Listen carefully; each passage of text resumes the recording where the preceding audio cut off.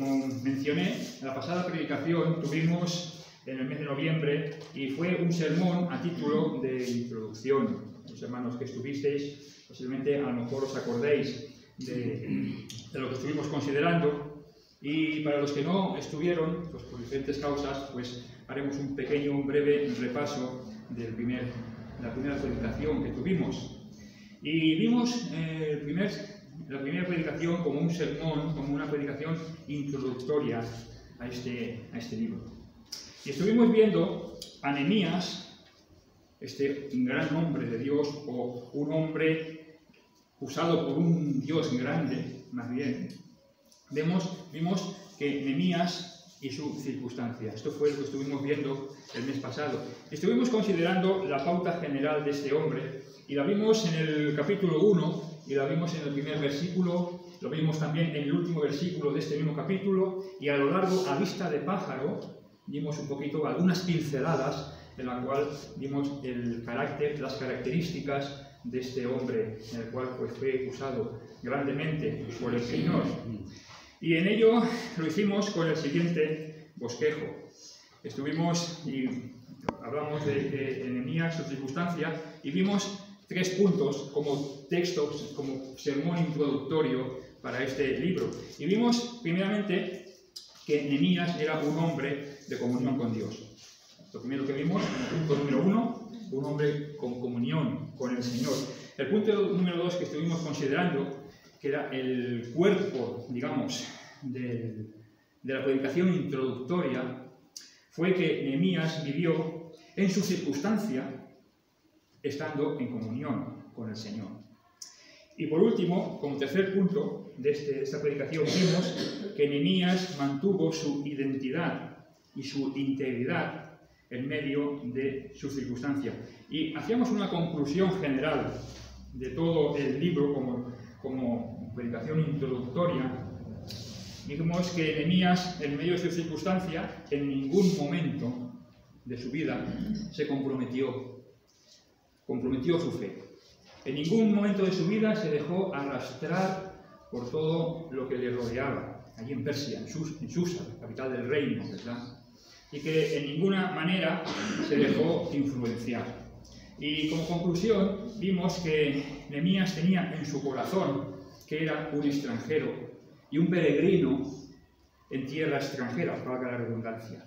¿Recordáis? Hablando un poquito de la aplicación espiritual también para cada una de nuestras vidas. Que realmente el cristiano es un extranjero y peregrino en este mundo, ¿verdad? Decíamos de que no somos del mundo, pero estamos en el mundo. Ahora bien, nos dice también que dentro del mundo, sed santos, porque yo soy santo. Eso fue lo que es la enseñanza en la cual, pues, esta mañana hemos mencionado algunos pasajes de Primera de Pedro. También aquí lo menciona, ¿verdad? Refiriéndose a lo que el Señor le dice en la ley, sed santos, porque yo soy santo. Y es una realidad también en la cual pues, podemos tener, y debemos tener en cada uno de nuestros corazones. Que somos extranjeros y peregrinos, a vista de pájaro, en general, Nehemías lo vemos. En medio no era nada agradable en la circunstancia que estaba viviendo este hombre.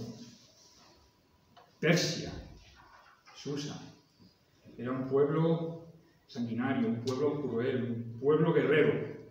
Y en medio, al igual que Daniel en Babilonia, ¿recordáis? También, Babilonia. Pues aquí Nehemías también él mantuvo y él era, y tenía bien claro de que era extranjero en tierra extraña. Bien, el tema general que estamos tratando en esta serie de predicaciones es el tesoro de Nehemías, un corazón y una vida entregada al servicio de Dios. Y como título de esta serie de sermones lo he denominado, pues, lo que sale ahora, pinceladas del corazón en el lienzo de Dios, una vida entregada al Señor, una vida que da testimonio del tesoro de su corazón. Esto es, digamos, el tema y los títulos generales para esta serie de estudios, de predicaciones que vamos a tener. Y si os acordáis, dije una serie de preguntas al principio de la predicación, a título de introducción, Y me gustaría, de nuevo, denominarlas y decirlas. Fueron las siguientes. Si Dios pintara tu corazón en un lienzo, ¿qué cuadro afloraría? Haciendo un poquito de poesía, ¿lo acordáis? Si el Señor te esculpiera sobre una roca, ¿qué imagen saldría?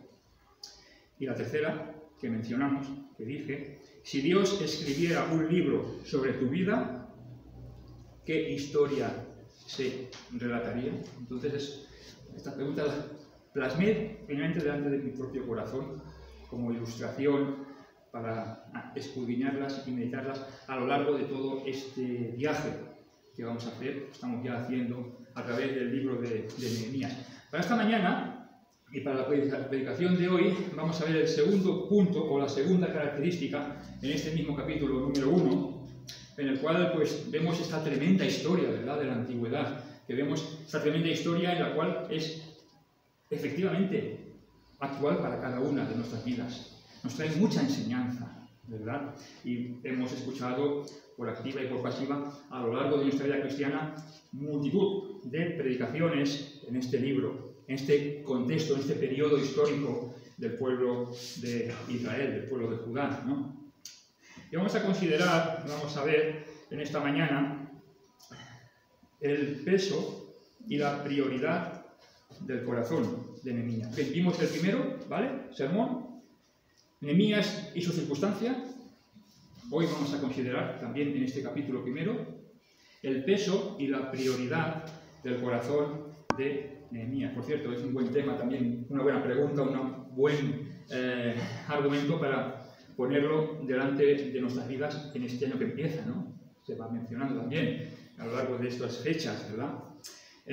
Un corazón que palpita, también he puesto, ferviente para Dios. Y estaba yo pensando un poquito en esta escena bíblica, en este primer capítulo, en la historia general de Nehemías. Estaba pensando un poquito cuál es el peso y la prioridad de nuestro corazón en medio de nuestra circunstancia. ¿Cuál es? Vamos a ver un poquito todo esta consideración al respecto. Y vamos a considerarlo, pues, cogiendo el pasaje, el texto para este sermón, que va a ser el versículo número 4. ¿Vale? Va a ser el versículo número 4, en el cual hemos leído y lo volvemos a leer, y nos dice: cuando oí estas palabras, me senté e hice duelo por algunos días, y ayuné y oré delante del Dios de los cielos. Nehemías capítulo 1, versículo número 4.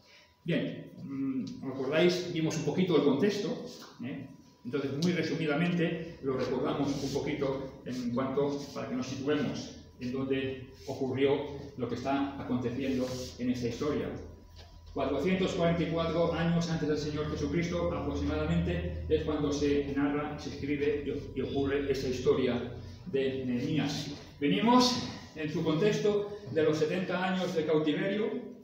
En esa época estaba Daniel, el imperio babilónico, y en el 537 ocurre algo en el cual el rey de Persia, Ciro, hace un decreto de que todos los judíos regresen a Jerusalén. ¿Vale? Entonces esto se narra en el libro de Esdras. Es el mismo comienzo del libro de Esdras, el mismo final de segundo de Crónicas. ¿Vale? Entonces, en el regreso del libro de Esdras tenemos la reconstrucción del templo. ¿Vale? Seguidamente tenemos el segundo regreso con Esdras, y ya llegamos al tercer regreso, porque fueron 3 regresos de la deportación de Babilonia, con Nehemías, en el cual el Señor le encomendó la reconstrucción de los muros de Jerusalén.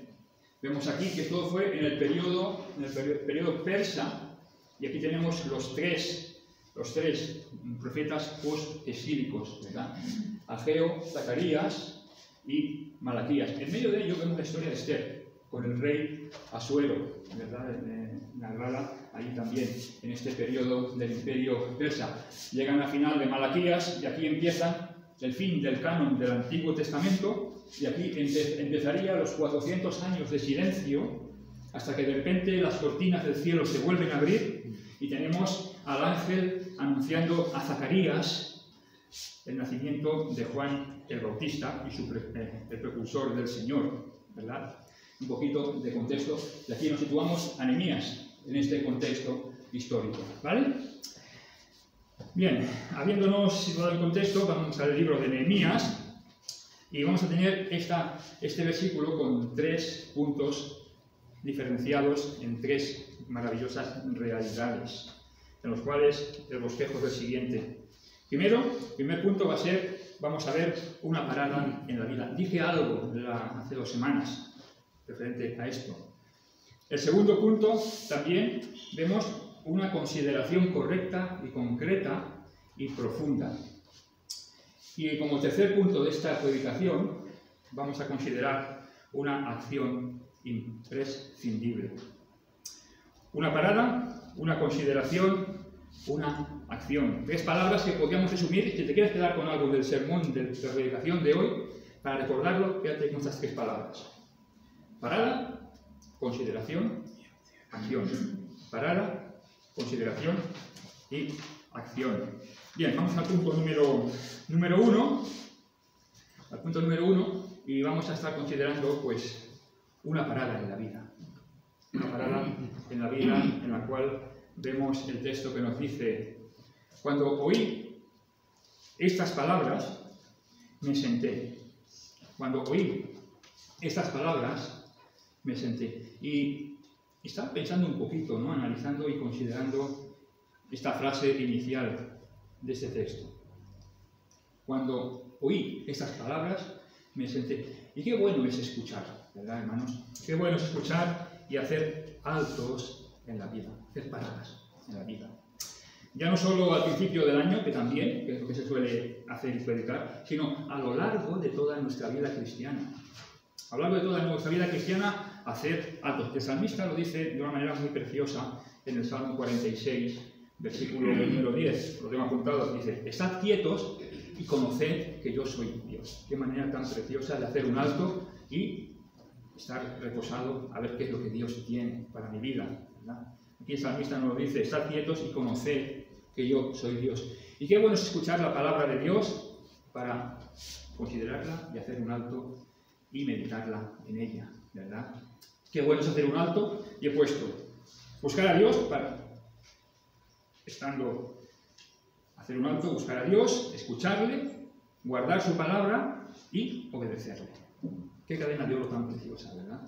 Y qué bueno es en medio de las circunstancias, pues, considerar y meditar y sosegadamente, ¿no? A hacer un alto en la vida. Cuando vi estas palabras, cogí y me senté, dijo Nehemías, ¿no? Y vemos ahí esta acción que le lleva a una serie de cosas que ahora veremos en los siguientes puntos en esta predicación, ¿verdad? Estaba pensando un poquito en, de hecho, como ilustración, que muchas veces podemos ver nuestras vidas como un tren, ¿verdad? Como un tren que va en un largo recorrido, unos más largos, otros más cortos, y en diferentes ocasiones pues llega a estaciones, y quizás a lo mejor es un apeadero sin ninguna importancia, pero a lo mejor es una estación central que hay que hacer una parada y ver lo que hay en esa estación, haciendo una analogía como algo importante referente al Señor, ¿verdad?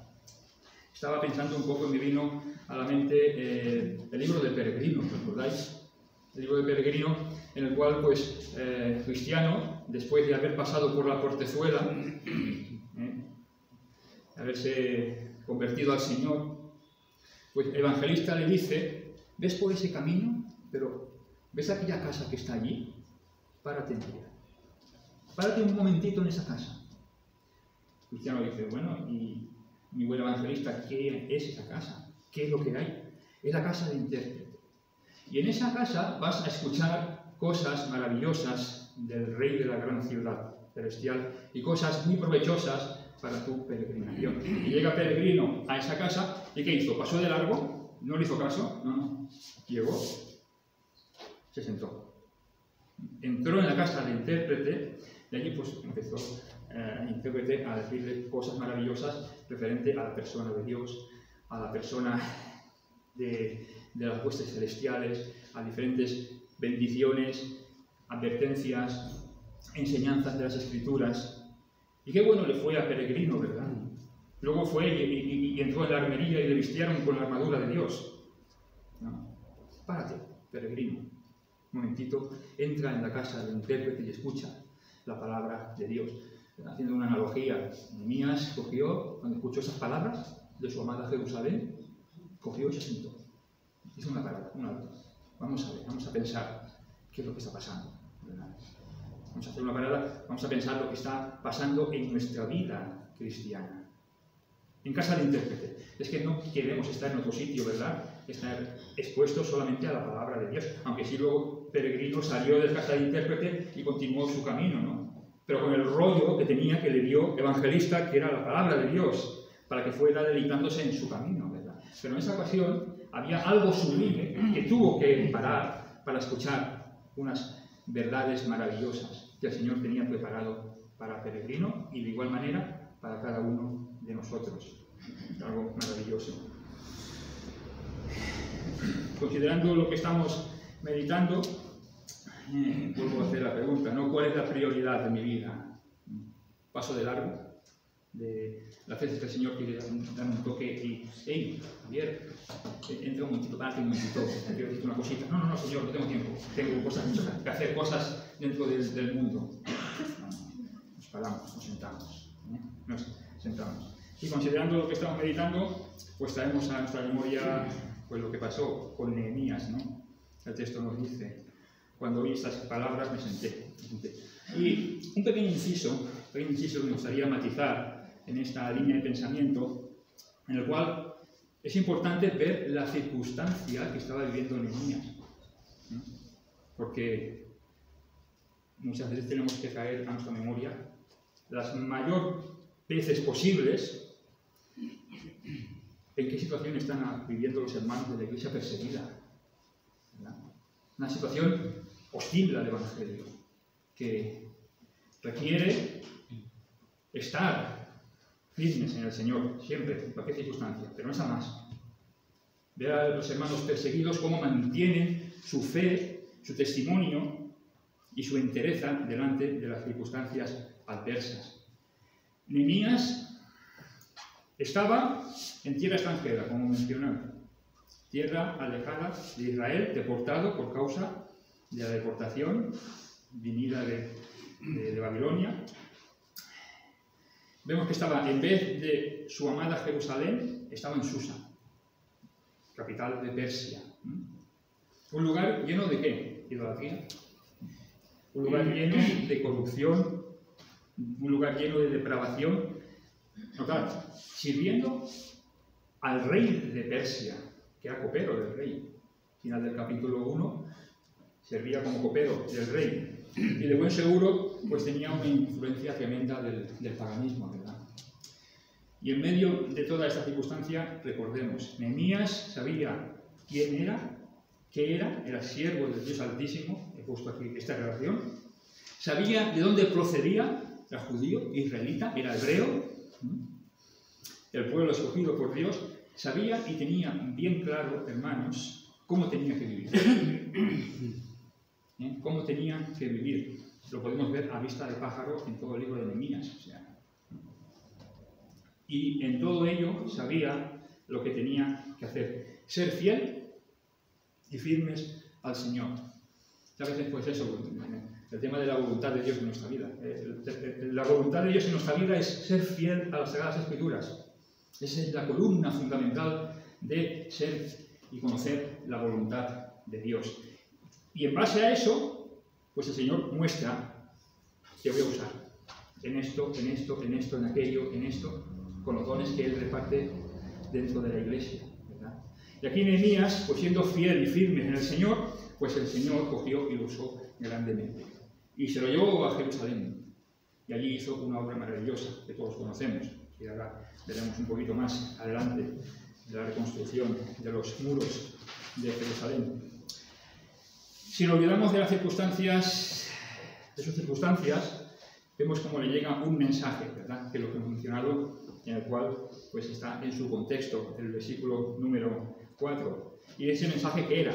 Pues que le dijo: Anani, uno de mis hermanos, con algunos varones de Judá, versículo 2, y le pregunté por los judíos que habían escapado, y bueno, me dijeron, el remanente, los que quedaron de la cautividad allí en la provincia, están en gran mal y afrenta, y el muro de Jerusalén derribado, y sus puertas quemadas a fuego. Estaba pensando un poquito en este hecho, ¿no? En el cual, pues, qué bueno es cuando tenemos noticias de Dios y cogemos y la llevamos a nuestro corazón y hacemos una parada y decimos: Señor, ¿qué me estás diciendo a través de tu palabra? ¿Qué quieres? ¿Qué le dijo el apóstol Pablo? ¿Verdad? Todos conocemos, ¿no? Señor, ¿qué quieres que haga? Señor, camino de Damasco, se convierte al Señor. Lo primero: Señor, ¿qué quieres que yo haga? Pues aquí en Nehemías pasa un símil parecido. Tiene esas noticias, se para, escucha y hace un alto considerando y meditando lo que le dijeron de parte de Jerusalén, su amada Jerusalén. Estaba haciendo y pensando en estas maravillosas realidades que estamos viendo a lo largo de las Escrituras, y vemos cómo Nehemías hizo un alto y una parada en su vida. Hacer un alto, hermanos, por las cosas realmente importantes. Nehemías no perdió el tiempo que el Señor le dio, sino que lo usó sabiamente. Otra pincelada de principio de año, ¿verdad? Usar el tiempo sabiamente. Nehemías no enfocó su vida priorizando lo temporal, sino lo eterno. No perdió el tiempo en cosas tribales y carnales y no se distrajo con las cosas de este mundo. Y en definitiva, cosas de este mundo que son vanidad y aflicción del espíritu. Hermanos, Nehemías se paró para hacer un alto y considerar lo que le estaba viniendo a su vida para edificar esos tesoros celestiales que ni la polilla corrompe, ni ladrones minan ni hurtan, sino que están guardados en el tesoro de Dios, Nehemías habría podido, después de haber escuchado las noticias de Jerusalén, haber continuado con su vida en Susa. Bueno, ¿qué tiene que ver esto conmigo? Cuando el Señor nos habla, párate, escúchale, para llevarlo al corazón y ponerlo en tu vida. Leo literalmente, hermanos, lo siguiente.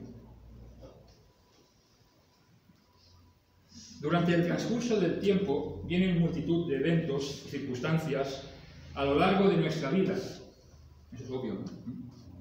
En todo ello, pon la mirada en el Señor y párate, para ocuparte en las que son realmente importantes. Las demás, no les hagas ni caso. Vuelvo a repetirlo. Durante el transcurso del tiempo vienen multitud de eventos y circunstancias a lo largo de nuestra vida. En todo ello, pon la mirada en el Señor y párate en las que son realmente importantes. Hermanos, todo lo demás, no hagamos ni caso. Van a haber un montón de circunstancias, de mensajes, de cuestiones que nos van a intentar distraer, frenar, entorpecer nuestra vida cristiana. No, párate en las que son realmente importantes delante del Señor. Y volviendo a Nehemías, en su contexto, en su circunstancia que él hizo, Nehemías hizo un alto en su vida y vemos realmente que Nehemías puso en su corazón la situación que estaba pasando en Jerusalén. Era algo muy importante en su vida, algo muy importante. Seguro que le vendrían diferentes eventos a lo largo de toda su vida, estando en Susa, le vendrían diferentes vivencias, unas mejores, otras peores, le vendrían diferentes ocasiones para ocuparse de cosas relacionadas con el reino, con Persia, cosas relacionadas con su vida cotidiana, con el trabajo en la corte como copero del rey, y bueno, multitud de ocupaciones. Y hermano, no estoy diciendo de que no nos ocupemos de nuestras responsabilidades en la vida, ya primero por testimonio, como cristianos, pero segundo, como obligaciones que tenemos que ocuparnos, ¿verdad? Pero aquí Nehemías vemos que por encima de todo puso Nehemías su prioridad en lo espiritual y lo eterno. Leo literalmente otra puntualización, ya acabando este primer punto. Vemos en el corazón de Nehemías que lo espiritual y lo eterno era lo que realmente le interesaba a este siervo de Dios.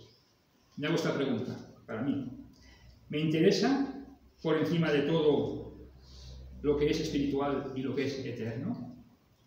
Hazla también para ti, porque eso es una pregunta retórica para cada uno de nuestros corazones, ¿verdad?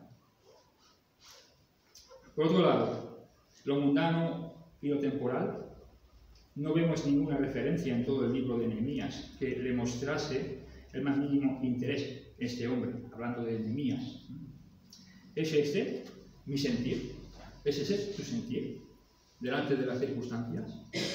Son buenas preguntas, ¿verdad?, para poder aplicarlas a cada una de nuestras vidas. Nehemías vemos en su corazón, ¿no?, que las cuestiones referentes más importantes eran su comunión con el Señor, referentes al Dios de Israel, lo más importante, al Dios de Abraham, de Isaac, de Jacob, al pueblo de Dios, las cuestiones referentes a su amada Jerusalén, las cuestiones referentes a la voluntad de Dios para su vida. Señor, ¿qué quieres que yo haga? Nehemías hizo un alto y empezó a considerar lo que había recibido para llevarlo al corazón. Y en la aplicación para cada una de nuestras vidas, ¿qué motivos en la vida, las circunstancias que nos pueden venir, nos hacen parar? ¿Qué motivos? ¿Los asuntos de lo mundano o los asuntos de lo eterno? Y para ya llegar al segundo punto, este hombre, vemos que Nehemías se sentó para hacer un alto y nos preguntamos, ¿qué hizo después Nehemías? ¿No hizo nada? No. Aquí nos lleva al segundo punto, que vemos que hizo una consideración. Seguimos con el segundo punto, una consideración correcta de lo que le había venido en esta circunstancia. Se vino, se sentó por un mensaje y ahora voy a pensar en lo que ha venido de parte de Jerusalén. También de alguna manera en cada una de nuestras vidas en referente a la palabra de Dios. Una consideración, punto número 2. Una consideración, pero una consideración que la enfocó correctamente, profundamente, que le llevó a una sublime decisión. Una sublime decisión que a su vez le llevó a una dedicación completa para ser usado por Dios. ¿Cómo lo hizo? ¿Cómo lo hizo? Pues el texto lo podemos ver y lo leemos en el capítulo 1, versículo 4. Cuando oí estas palabras me senté, no ha parado, ¿vale? Y aquí está la consideración y las herramientas que él usó. Dice, y lloré, e hice duelo por algunos días y ayuné. Vemos una intensa consideración, ¿verdad? Realmente Nehemías le dio importancia a lo que estaba viniendo a su vida, la cual vemos en la palabra de Dios que vino de parte de Dios, evidentemente. Vemos esa consistencia, esa intensidad, ¿verdad? Lloré, hice duelo por algunos días y ayuné. Y aquí he puesto, el pasaje nos matiza 3 preciosas palabras en la vida de este siervo de Dios, en las cuales vemos esta profunda y meditada consideración y vemos el corazón de Nehemías. Aquí vemos el corazón de Nehemías, ¿verdad? Llorar, hacer alto y ayunar. He aquí estas 3 preciosas palabras que nos llevan a una profunda consideración, que denotan esa intensidad de este hombre por las cosas de su amada Jerusalén. Y estaba viendo un poquito y considerando esas 3 preciosas palabras, ¿no? La primera, llorar. Y yo me puse delante del Señor y me pregunté, ¿cuánto tiempo hace que no he llorado? Pero llorar en el Señor, para el Señor, deseando que el Señor sea glorificado. No quiere decir que siempre estemos que estar llorando, evidentemente, ¿no?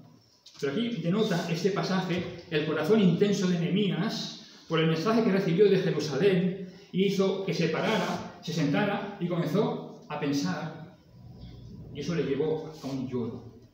Lloró de ver y considerar a su amada Jerusalén, pues los muros destruidos y en afrenta, ¿verdad? Unas circunstancias que le dolían a este hombre, ¿no?, en lo profundo de su corazón. Y yo me pregunto, ¿cuál es el peso de mi corazón? ¿Son las cosas eternas? ¿O simplemente lo que me hace llorar son las cosas triviales y mundanas que no tienen ningún valor eterno ni espiritual? Es importante hacer este análisis, ¿verdad?, en cada uno de nuestros corazones. ¿Cuál es el motivo que llora mi corazón? ¿Cuál es?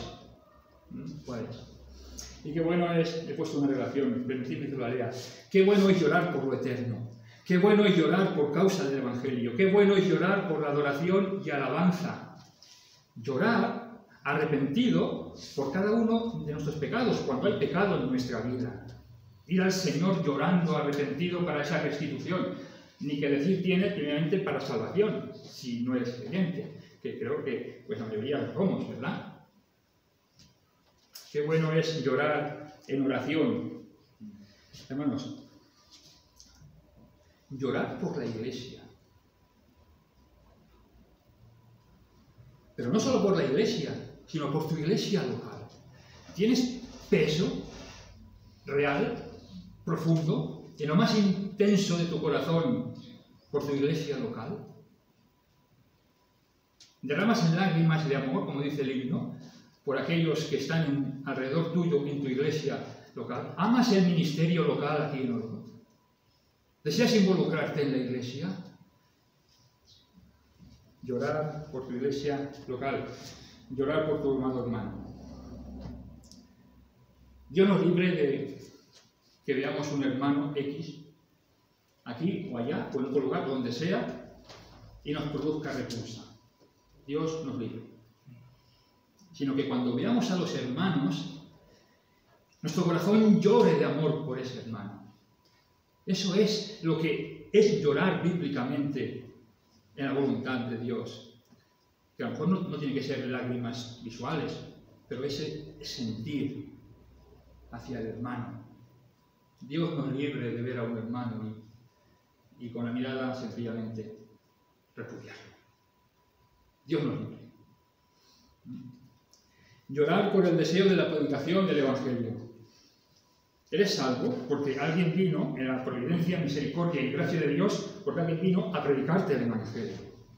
Si no, no serías salvo. Porque la predicación del Evangelio es el instrumento que el Señor ha usado para conocer y dar a conocer el mensaje de Cristo, que es el único camino para poder llegar a ser salvo. Llorar por el deseo de la predicación. ¿Tienes pasión por las almas? Pasión por las almas, ese que corre por ahí en bicicleta, esa anciana, ese hombre, no simplemente, pues, bueno, ya se apañará. Se irá al infierno, sí. Si realmente, lo sabemos, pero si pudiéramos experimentar por un segundo los dolores del infierno, no dejaríamos, como que dice, títere con cabeza, ¿no?, para llevarles el Evangelio. Eso no quiere decir que seamos ahora, pues eso, ¿no? Pero haz obra de evangelista. Quizás a lo mejor nos cueste predicar, ¿verdad?, dar testimonio. Pero siéntate, considera, y el lloro por las almas nos lleva a decirle, ¿sabes que Dios te ama? No tienes que darle muchas explicaciones. Cristo vino a morir por ti. Puedes decir 1000 argumentos, pero yo te digo que Cristo te ama y Dios ha venido y te ha enviado el medio de salvación. Llorar, llorar en Dios, llorar por Dios, llorar con Dios, y todo ello en esa profunda comunión con el Señor. Hermanos, Jesús lloró, ¿os acordáis? Que se sepan 3 veces reseñadas en el Nuevo Testamento. Lloró delante de la muerte de Lázaro, ¿os acordáis? Su amado amigo. Lloró delante del corazón de Jerusalén, cuando llegó, antes de ser sacrificado. Jerusalén, Jerusalén, que coges y matas a tus profetas. ¿Cuántas veces quise coger a tus hijos y traerlos y guardarlos como el gallo o la gallina? No recuerdo la que dice. La gallina. El gallo no lo hace el gallo. Pues la gallina. ¿Cuántas veces? Y lloró en Getsemaní, hermanos, también. Aunque en los evangelios no lo refleja, dice que sudó gotas de sangre, pero sí que en Hebreos capítulo 5, 7 y 9 nos dice que el Señor lloró antes de ir a la cruz, llorando por el pecado del hombre, ¿no? Lágrimas de amor, algo maravilloso. Volviendo a Nehemías, noticias de Jerusalén, está desolada, arruinada. Me senté y lloré. Mi amada Jerusalén, está así. El lloro. La segunda palabra es hacer duelo. Vemos cómo la segunda palabra nos dice aquí el texto, ¿verdad? Nos dice, y lloré e hice duelo. Estaba pensando un poquito en esto de hacer duelo, ¿no? Qué bueno es hacer duelo, qué bueno es, ¿verdad? Y he puesto así unas características del duelo. Qué bueno es tener ese quebranto de corazón poniéndolo al servicio de Dios. Qué bueno es constreñir, como aquí el segundo, no, perdón, bueno, ya lo tengo puesto. Ya está apuntado. Estamos en el duelo. Qué bueno es humillarse con sencillez delante de Dios para ser usado por el Señor, y todo ello en profunda comunión con el Señor. O sea, el duelo, aquí he puesto una definición, es una profunda y fuerte emoción causada por la pérdida de alguien o algo muy querido. El Señor Jesús también hizo duelo, que va intensamente ligada con el lloro. Hizo duelo por Lázaro, duelo por Jerusalén, viendo cómo estaba el pueblo de Israel, y viendo duelo antes de ir a la cruz, viendo cómo estaba y cómo está la humanidad caída en delitos y pecados. El duelo del Señor. Y Nehemías, delante de este evento sublime en su vida, pues hizo duelo. Para acabar este punto, vemos la tercera palabra maravillosa: ayunar. Ayunar. El ayuno. En este contexto, Nehemías dice que ayunó. No nos dice cómo ayunó, pero ayunó. O sea, ¿qué es ayunar? Abstenerse de comer. ¿Vale? Y quizás de nosotros, en nuestras vidas, pues no realizamos esta práctica. Yo no ayuno. Se me ve, ¿no? No, estoy gratuito. Pero ayunar. ¿Alguien lo practica el ayuno? Es bíblico de ayunar, hermanos. ¿Alguien lo practica? No tenemos vergüenza, yo no. Yo no practico el ayuno. Una vez, recién convertido, una vez mi esposa y yo allí en Irún, vamos a ayunar, y estuvimos un día sin comer. Pero ya está, es que y realmente es una práctica bíblica. A veces nos preguntamos, ¿por qué no ayunamos? No digo que ayunéis, pero está en la Biblia, ¿sí o no? Iba ligada a la oración, la fe y la oración, ¿no? Entonces, pero bueno, no voy a decir ni ser dogmático en este aspecto, ¿no? Sencillamente, pues mira, no tenemos que esa práctica bíblica, como he dicho, y esta práctica va estrechamente ligada a la fe y a la oración. Lo podemos ver también en Mateo 17, 18 y 21, con esa pequeña pincelada que podemos verla en las Escrituras, y vemos cómo a lo largo de la Escritura es una práctica bíblica. Nehemías ayunó, lloró, hizo duelo y ayunó. Y con esto nos lleva, con estas tres maravillosas palabras, nos lleva al último punto de este sermón, de esta predicación. Que teniendo un corazón en el cual pues recibe una noticia Nehemías, una importante noticia para su vida, hace un alto, se sienta y empieza a hacer una consideración profunda de la situación. Y lo hace pues llorando de corazón, lo hace teniendo dolor, y haciéndolo de forma que ayunó, para luego llegar a hacer una acción imprescindible, y es la oración. La oración, ¿verdad? La oración, no olvidemos también que Jesús oró, ¿verdad? A lo largo de los evangelios, en su ministerio público, vemos cómo el Señor oró. Se levantaba de buena mañana, aún oscuro, y se iba a orar. se apartaba a lugares desiertos en su soledad para orar. Y su oración, vemos también esa oración intercesora a sus discípulos y a los que iban a creer por medio de ellos, justo antes de ir a la cruz. Y vemos esa oración maravillosa, ¿verdad?, en la cruz. Padre, perdónalos porque no saben lo que hacen. Estaba orando el Señor al Padre, ¿verdad? La oración. Y el texto nos dice aquí en Nehemías: y oré delante del Dios de los cielos.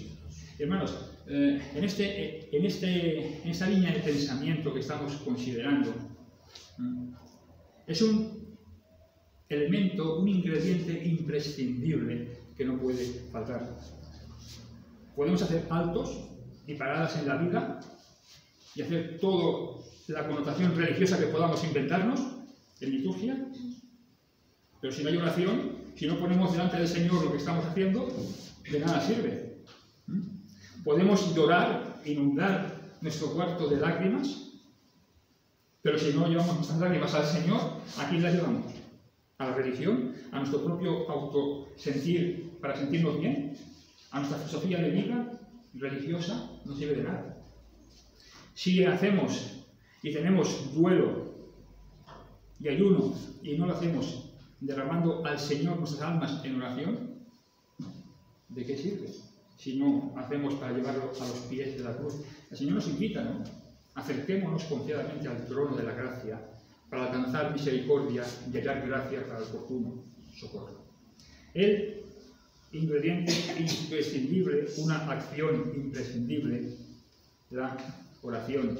Y vemos aquí como en medio de las circunstancias que envolvió a Nehemías, él cogió y derramó su alma, llorando, haciendo duelo y ayunando, en oración al Señor, por lo que había recibido de Jerusalén esas noticias.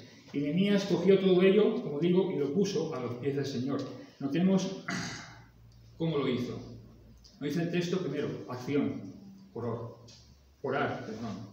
Acción, orar. Segundo, la posición en la presencia del Señor, una comunión con Dios. Tercero, una dirección correcta de su oración al Dios de los cielos. Nos lo dice el texto, nos lo dice: y oré, acción, delante de Dios, una posición correcta, delante de Dios y al Dios de los cielos. Una dirección en la cual pues iba a derramar todo su corazón delante del Señor. Y a partir de aquí, hermanos, vemos cómo Nehemías derrama su alma a Dios en oración. Y esta oración la veremos y la analizaremos la próxima predicación, el mes que viene, de ver qué estaba orando Nehemías, por qué estaba orando Nehemías, cuál era su corazón en oración y por qué estaba orando Nehemías y derramando su corazón delante del Dios del cielo. Pero eso lo veremos en los versículos del 5 al 11 y será para la próxima predicación. Concluyendo, a título de conclusión, hemos visto, a ver si se pone, un corazón y una vida entregadas al servicio de Dios, una vida que da testimonio. Ese será el tema general a lo largo de todo el libro. Pero a título de conclusión, hemos visto estas 3 palabras: una parada, una consideración y una acción. Una parada en la vida por las cuestiones eternas, una consideración profunda, dentro de esa parada, lloro, duelo y ayuno, y luego ponernos a la acción, una acción en la cual pues nos matiza el hecho de orar y presentar delante del Señor todo nuestro corazón. Fíjate con solamente estas palabras: parada, consideración y acción. Que el Señor os bendiga.